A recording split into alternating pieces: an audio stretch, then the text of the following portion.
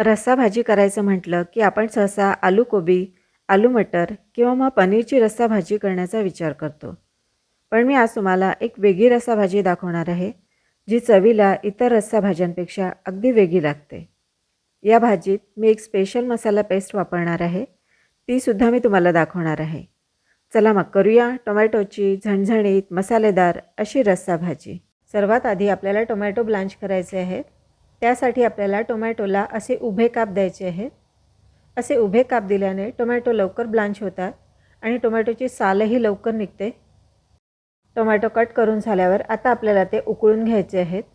या भाजीसाठी थोडे मोठ्या आकाराचेच टोमॅटो घ्यायचे. आता वरून प्लेट झाकायची म्हणजे ते लवकर शिजतात. टोमॅटो आपल्याला खूप जास्त शिजवायचे नाही आहेत, फक्त साल निघेपर्यंत शिजवायचे आहेत. टोमॅटोची साल निघायला लागली की ते बाहेर काढून घ्यायचे आणि गार करून घ्यायचे. टोमॅटो गार झाल्यावर त्याची अशा प्रकारे साल काढून घ्यायची. साल काढून झाल्यावर टोमॅटो कट करून घ्यायचे. टोमॅटोच्या थोड्या मोठ्या आकाराच्याच फोडी आपल्याला करायच्या आहेत. खूप बारीक फोडी केल्या तर त्या भाजीमध्ये विरून जातात. त्यामुळे थोड्याशा मोठ्या आकाराच्याच फोडी आपल्याला करायच्या आहेत. साधारण या आकाराच्या फोडी आपल्याला करायच्या आहेत. मसाला पेस्ट करण्यासाठी मी 2 टेबलस्पून एवढी खसखस घेतली आहे. खसखस अगदी मंद आचेवर छान खरपूस भाजून घ्यायची. थोडासा रंग बदलला की मग काढून घ्यायची. आता 1 टेबलस्पून एवढं जिरं घालायचं आणि अर्धी वाटी धणे घालायचे.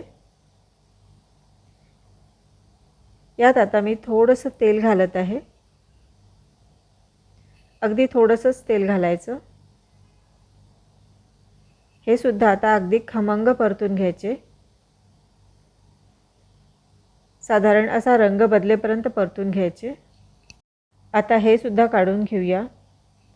यानंतर आपल्याला खोबरं परतून घ्यायचं आहे. त्यासाठी मी थोडंसं जास्त तेल कढईत घातलेलं आहे. हे साधारण 1 पळी तेल असेल. यात आता कापलेलं खोबरं परतून घ्यायचं आहे. खोबऱ्याचे मी असे पातळ काप करून घेतले म्हणजे ते छान खरपूस भाजले जातात. खोबरं अगदी छान लालसर होईपर्यंत परतून घ्यायचं म्हणजे मसाल्याला रंगही छान येतो आणि चव देखील छान येते. आता त्याच तेलामध्ये कांदा परतून घ्यायचा आहे. मी 2 मध्यम आकाराचे कांदे उभे आणि पातळ कापून घेतले. कांद्यासोबतच आपल्याला लसूण देखील परतून घ्यायचं आहे. साधारण 15 ते 16 लसूण पाकळ्या मी यात घालत आहे. हे दोन्ही जिन्नस छान रंग बदलेपर्यंत परतून घ्यायचे. कांदा आता छान तांबूस झालेला आहे. तुम्ही बघू शकता. मसाला आता मिक्सरला वाटून घ्यायचा आहे. सर्वात आधी आपल्याला कोरडे जिन्नस वाटून घ्यायचे आहेत.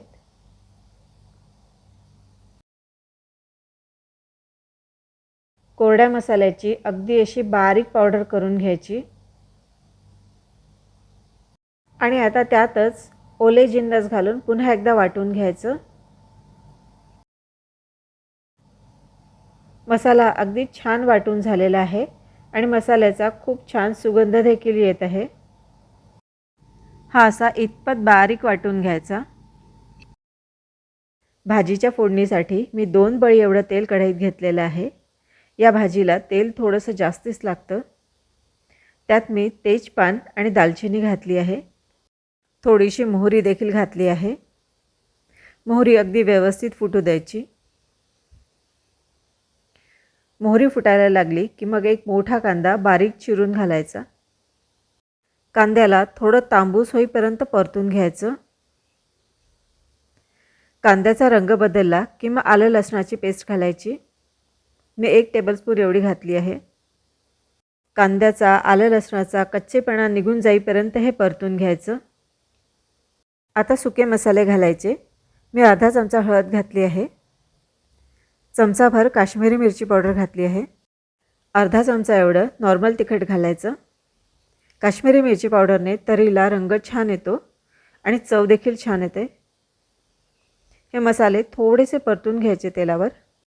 आता यात जी मसाला पेस्ट बनवली होती ती मी घालत आहे.